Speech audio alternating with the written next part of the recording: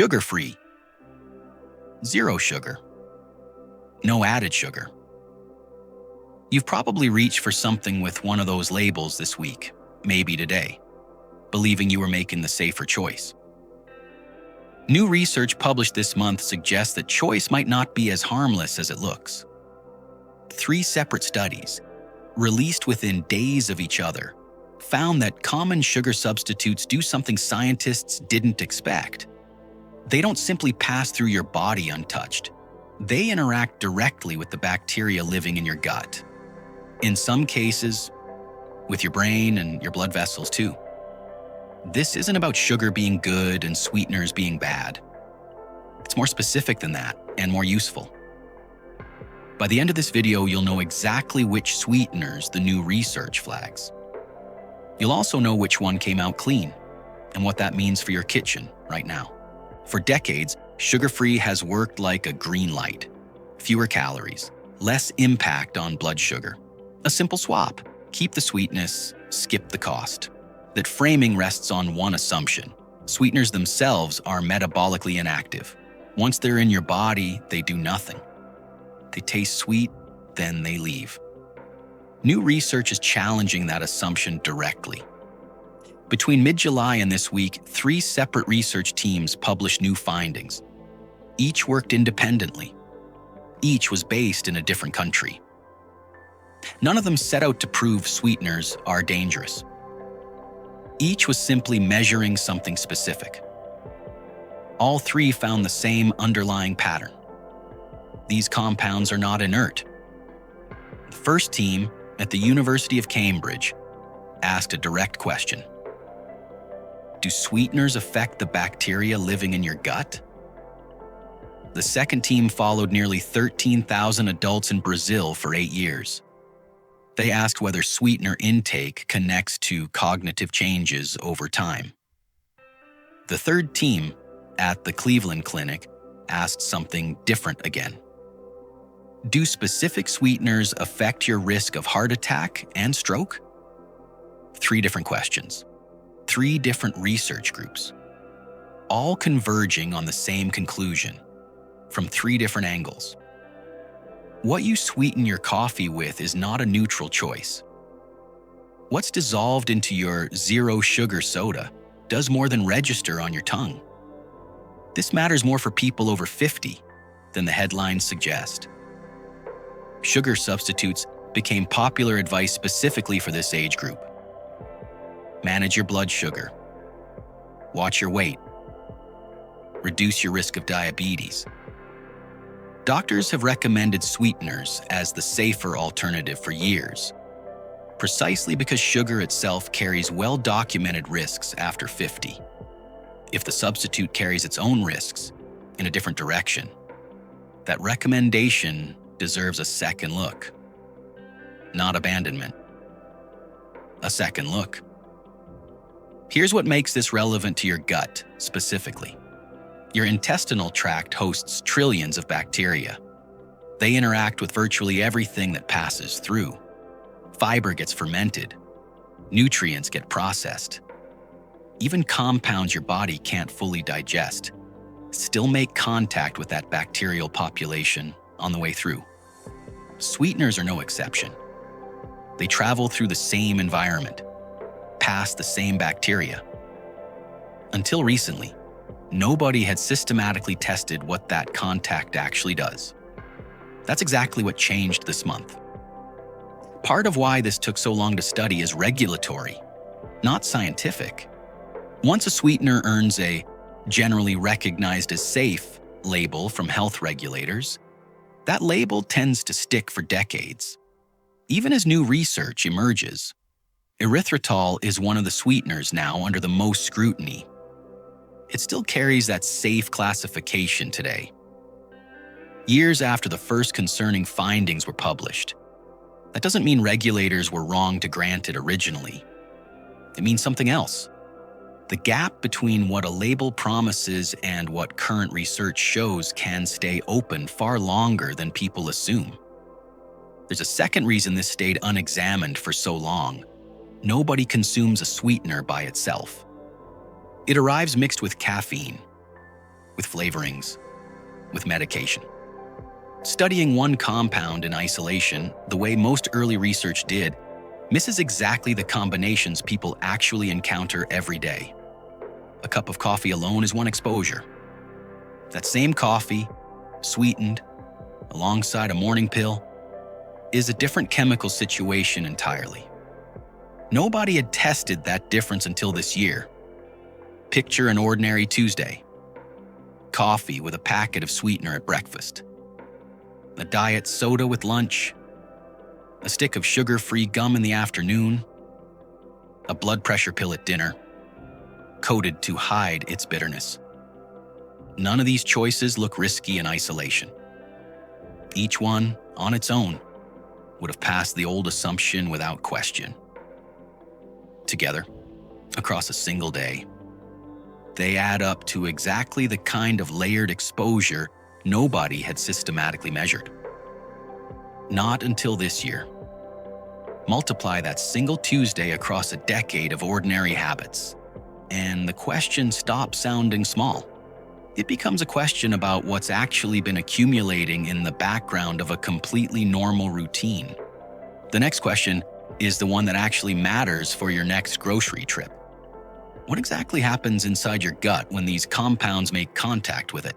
Think of your gut bacteria as a vast, specialized workforce. Each species has a task. Each responds to specific raw materials. Researchers at the University of Cambridge wanted to know something specific. What happens when that workforce meets sweeteners directly? Not through population surveys, not through animal studies, through direct laboratory exposure, bacteria species by bacteria species. Here's how the experiment worked. The team grew 25 different bacterial species in the lab, some considered beneficial, some neutral, some potentially harmful. They exposed each species to 39 commercially used sweeteners, both natural and artificial. Then they measured what happened. Did the bacteria multiply normally? Did growth slow? Did it stop entirely? The results surprised even the researchers. About 3/4 of the sweeteners affected the growth of at least one bacterial species. Several reduced, or completely halted, the growth of bacteria linked to a healthy digestive system. That finding alone would matter. But the researchers went further. In real life, nobody consumes a sweetener alone. Think about your own day. Sweetener in your coffee, alongside caffeine. Sweetener in a snack, alongside flavoring. Sweetener in a medication, added specifically to mask a bitter taste. The team recreated these combinations in the lab. They paired sweeteners with caffeine, with vanilla extract, with another artificial sweetener, and with 8 commonly prescribed drugs. They found more than 100 cases where a sweetener behaved differently once another compound was present. In 34 cases, the combined effect grew stronger. In 68, it grew weaker. Either way, the sweetener wasn't acting alone. It was interacting. One combination stood out sharply. A sweetener called isosteviol, paired with duloxetine.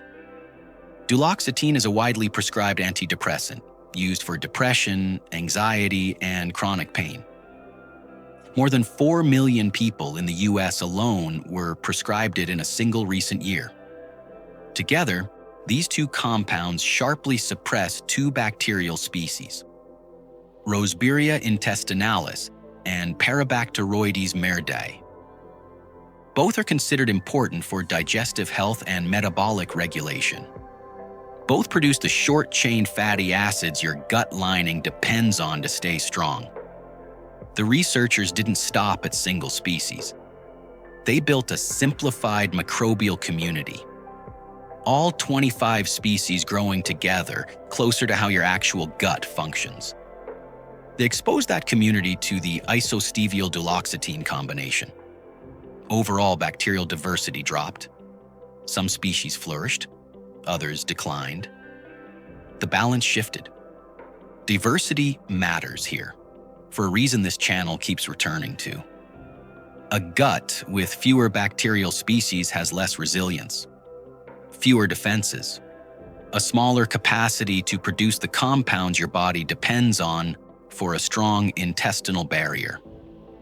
The lead researcher was direct about what this means. Sweeteners are often marketed as metabolically neutral. This research challenges that framing specifically. They can affect gut bacteria directly. That effect can shift depending on what else you're consuming alongside them. Include in medications many people take every day without a second thought. This is laboratory research, not proof of harm in real people living real lives. The scientists themselves are careful to say so, but it establishes something that wasn't clearly established before. Sweeteners are not biologically silent passengers. They are active participants in an environment your health depends on. One more detail worth knowing. The researchers didn't just look at which bacteria declined. They also tested how the affected community behaved toward host cells. The disrupted mix showed increased toxicity towards certain cells. It also changed activity in cells involved in inflammation and immune response. That's a second layer most headlines about this study left out entirely. Put together, the picture is more specific than sweeteners might be bad. Certain compounds and certain combinations measurably weaken the exact bacteria your gut relies on for barrier strength. They also nudge surrounding cells toward a more inflamed state. That's a mechanism, not a mood. Mechanisms are things you can actually act on. Watch how most people choose a sugar-free product. The mistake is invisible. It doesn't feel like a mistake at all. The first mistake is treating all sweeteners as interchangeable. A label that says no added sugar doesn't tell you which compound is doing the sweetening. Aspartame, sucralose, erythritol, xylitol, stevia, tagatose. These are chemically distinct compounds. Each has distinct effects, all lumped together under one reassuring phrase. Choosing based on the phrase, instead of the ingredient list underneath it, leaves you with no idea which research actually applies to what's in your hand. The second mistake is stacking exposures without realizing it.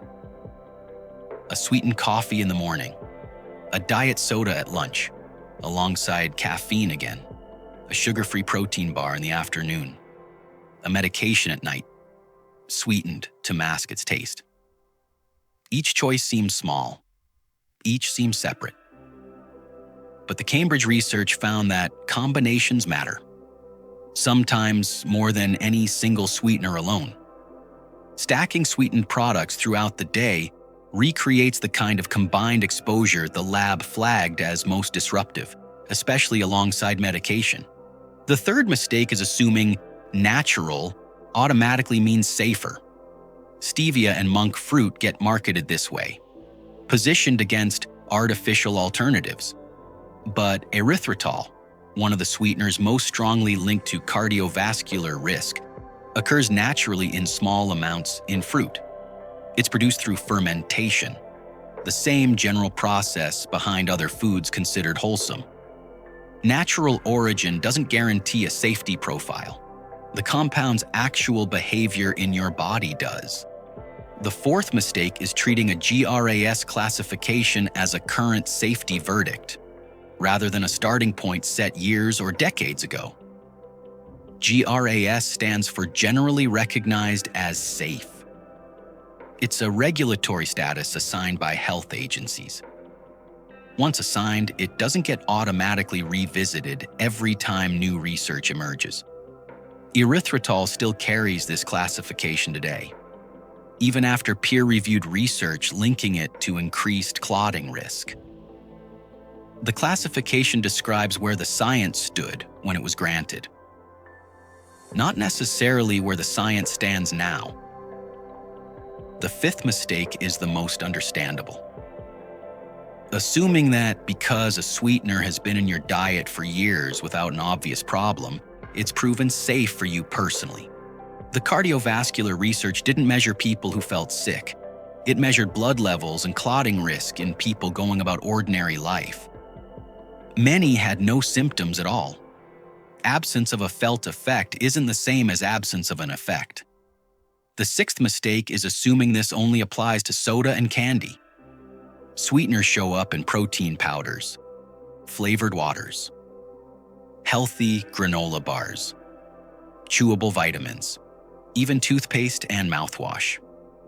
Someone can believe they rarely consume sweeteners while unknowingly encountering several different ones across a single ordinary day. The seventh mistake is not checking your own medicine cabinet. Many liquid medications, chewable tablets, and lozenges use sweeteners specifically to mask bitter active ingredients. If you take a daily prescription, there's a real chance it's sweetened. There's an even better chance you've never checked with which compound. The eighth mistake is the quietest of all. Assuming this is a young person's issue, tied to diet soda and energy drinks, and therefore not really about you. The Brazilian cognitive study followed adults averaging 52 years old. The Cleveland Clinic cardiovascular research measured adults across a wide age range, many well past 50. This isn't a story about teenagers and soda cans. It's a story about the exact products doctors most often recommend to adults managing weight, blood sugar, and heart risk after 50. None of these mistakes come from carelessness. They come from a label system built around reassurance, not precision. Sugar-free is designed to make a decision feel simple. The research says the decision is not simple. It is knowable, once you know what to actually look for. 8 mistakes sounds like a lot to track. In practice, most of them collapse into a single habit: reading the ingredient name instead of the marketing phrase above it, which is exactly where this video goes next. Here's what the research actually supports. Translated into decisions you can make starting with your next grocery trip. The first shift is reading past the front label to the ingredient list. Sugar-free and zero sugar tell you almost nothing about which compound is responsible. Look specifically for the name: aspartame, sucralose, acetylsulfame potassium, erythritol, xylitol, sorbitol, stevia, monk fruit, tagatose. That name is what connects your choice to the actual research, not the marketing phrase above it. The second shift is paying particular attention to erythritol and xylitol. These two carry the strongest, most consistently replicated cardiovascular evidence across multiple independent studies from Cleveland Clinic. Both are linked to increased platelet clotting activity and elevated risk of heart attack and stroke, high blood pressure, prior heart events, elevated cholesterol. If any of those already apply to you, this is the pair worth discussing with your doctor specifically by name. The third shift comes straight from the newest research. Among the 7 sweeteners studied in the Brazilian cognitive research, tagatose stood out. It was the only one with no association to faster cognitive decline. It's less common on shelves than aspartame or sucralose, but it is available, most often in specialty or lower sugar baking products. It's worth specifically seeking out if you use sweeteners regularly. It tastes remarkably close to table sugar and browns similarly in baking. It also skips the cooling aftertaste some sugar alcohols leave behind, which is part of why it substitutes easily without anyone noticing a difference at the table. The fourth shift is separating your sweetener exposures instead of stacking them. If your morning coffee is already sweetened, consider letting your afternoon snack go without, rather than adding a second or third source across the day. This isn't about eliminating sweeteners entirely. It's about reducing the combined load the Cambridge research flagged as especially disruptive when several sources overlap in the same day. The fifth shift applies if you take a daily medication, particularly antidepressants, anti-anxiety medications, or anything for chronic pain. Check whether it's sweetened, and with what.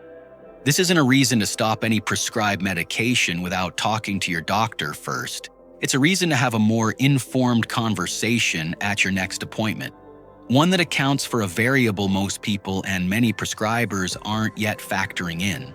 The sixth shift is the broadest one. Treat whole, minimally processed foods as the default. Treat sweetened substitutes as the occasional choice, not the daily baseline. Fresh fruit provides sweetness alongside fiber. The same fiber that feeds the beneficial bacteria this entire body of research keeps circling back to. That combination doesn't carry the same open questions that isolated sweetener compounds currently do. The seventh shift is simple. Check your own kitchen this week. Read every sweetened item you already own. Not to throw anything out immediately, just to know for the first time exactly which compounds you've actually been consuming. Most people have never done this once. The eighth shift is about pace, not perfection.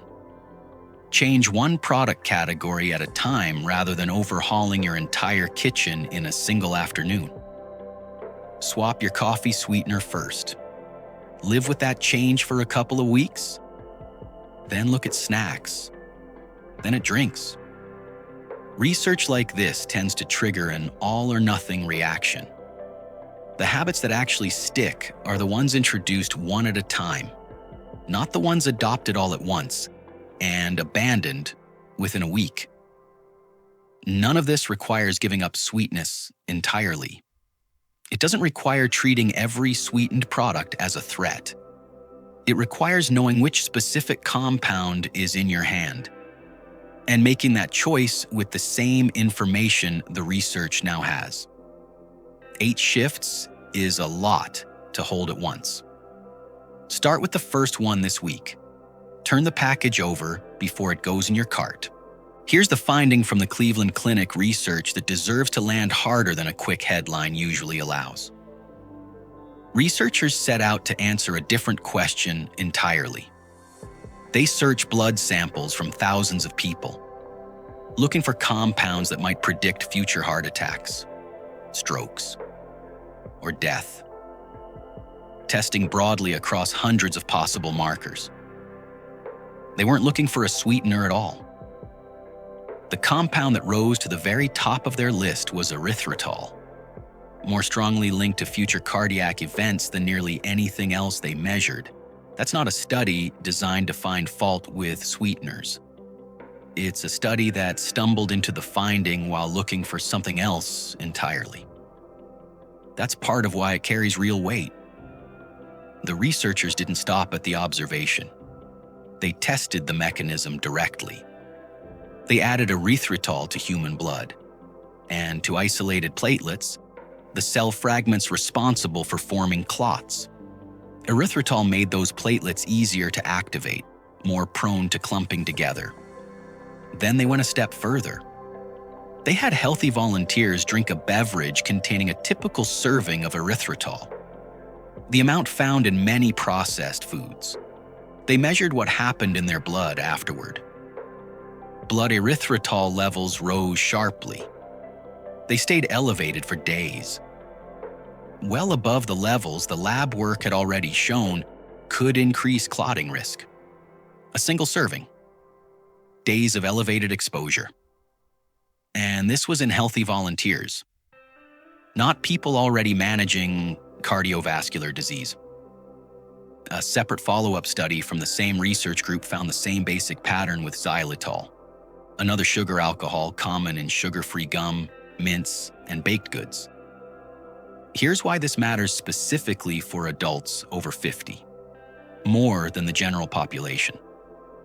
Sugar substitutes get recommended most heavily to people already carrying an elevated cardiovascular risk, those managing diabetes, obesity, high blood pressure, a family history of heart disease. The advice to reach for the diet or sugar-free version was built specifically for this group. Two of the most common substitutes in that category carry their own cardiovascular signal. The people following that advice most closely turn out to be the same people most exposed to the risk it may carry. This is the inversion sitting underneath this entire video.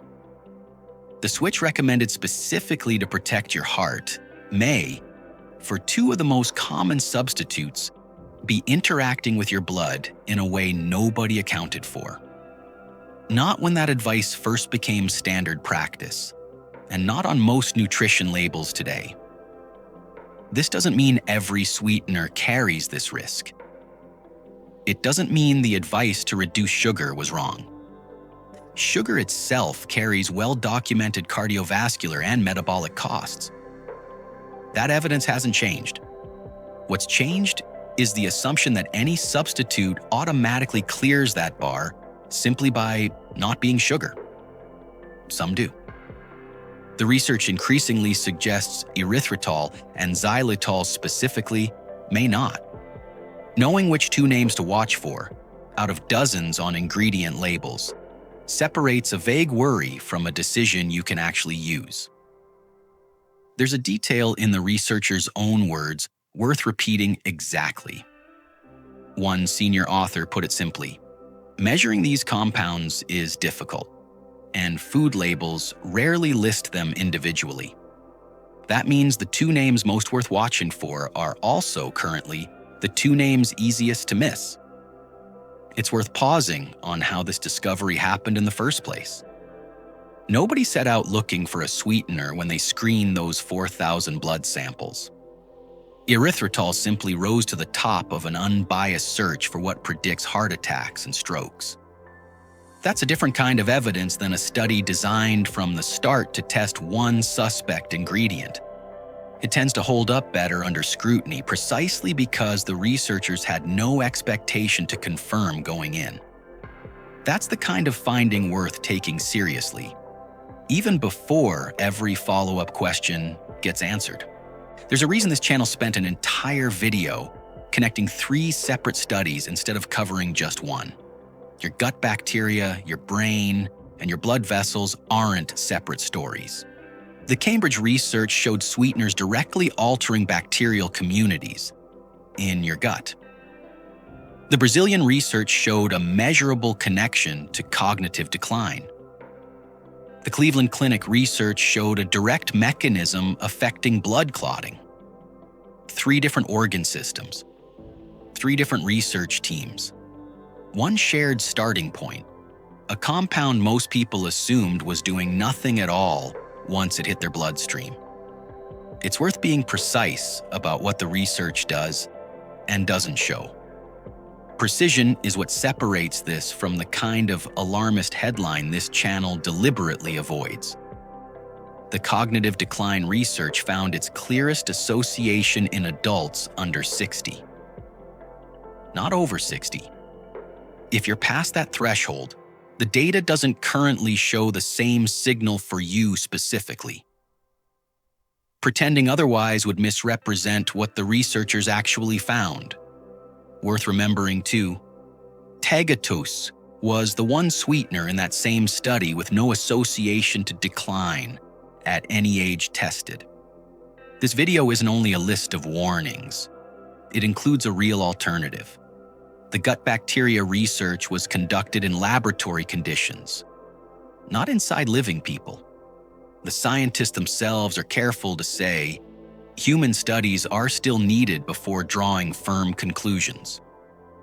The cardiovascular research is the most directly replicated of the 3. But even there, researchers are calling for more long-term study, not declaring the case closed. What all 3 studies share isn't proof of harm. It's proof that the old assumption that sweeteners simply pass through inactive no longer holds up. That's a meaningfully different and more useful thing to know than a scary headline would suggest. This is exactly the kind of nuance most health content skips entirely. Nuance doesn't perform as well as certainty. A channel built around sweeteners are secretly poisoning you would get more clicks. This channel is built on a different version. Here's what 3 specific studies found. Here's what they didn't find. Here's what to actually do about it. Even when it's less dramatic, because that version is the one you can actually use. That's the same standard applied to every video here. Not the most alarming version of the science, the most accurate one. Translated into something you can act on before your next grocery trip. Consider how this connects to everything else covered on this channel. The gut bacteria described tonight are the same ones responsible for producing the compounds that keep your intestinal lining strong. The same ones tied to mood, to inflammation, to how efficiently you absorb what you actually need from food. A disruption here rarely stays contained to one system alone. This is also why the channel keeps circling back to the same handful of bacterial species across different videos. Roseburia and Parabacteroides, the 2 suppressed in the Cambridge study, aren't strangers to this channel. They're part of the same short-chain fatty acid producing group behind gut barrier strength covered in earlier videos. What weakens them in one context tends to matter in every context. If this breakdown gave you something more useful than a headline could, follow this channel. New videos connecting research like this arrive every few days, always with the same commitment. Show you what the studies actually found, not what would generate the most fear. That commitment is also why this video took longer to make than a simpler, scarier version would have. Cross-referencing 3 separate research teams takes real work. So does checking each one's actual limitations and being honest about what the data doesn't yet show. It's more work than a single dramatic headline requires. It's the same work behind every video on this channel. And it's the reason the channel exists at all. This is also why the channel will keep returning to this topic as more research comes in. 3 studies published within the same week is unusual. It's also a sign that this area of research is accelerating, not settling. Whatever gets published next, whether it confirms these findings or complicates them, belongs in a future video, not buried in a comment reply. There's one more piece of this worth returning to before this video closes. Back to the choice sitting in your kitchen right now. Go back to the moment this video opened with, reaching for something labeled sugar-free. Believing, without really thinking about it, that the label itself was the safety guarantee. You now know that label was never the guarantee. The specific compound underneath it was always what mattered. For the first time, you have a clear picture of the research. You know which compounds deserve a closer look. You know which one, tagatose, came through recent research without the same warning signs. This isn't a case for throwing out every sweetened product in your kitchen today. 3 converging studies, published within days of each other, is a strong enough signal to change how you choose. It is not yet strong enough to demand you eliminate an entire category overnight. What changes, starting with your next grocery trip, is simple. You read the actual ingredient name instead of trusting the phrase above it. You pay particular attention if erythritol or xylitol appears, especially if you're already managing cardiovascular risk factors common after 50. You stop stacking sweetened products across your entire day without noticing. And if you take a daily medication, you find out whether it's sweetened, and with what, before your next appointment, not after. None of these choices require fear. They require the same thing every video on this channel is built around. a mechanism explained clearly enough that you can actually use it. Not a vague warning that leaves you guessing. 3 separate research teams working independently on 3 different organ systems arrived at the same underlying message this month. What you sweeten your food with is not a neutral choice. It never quite was. Science simply caught up to saying so clearly enough to act on.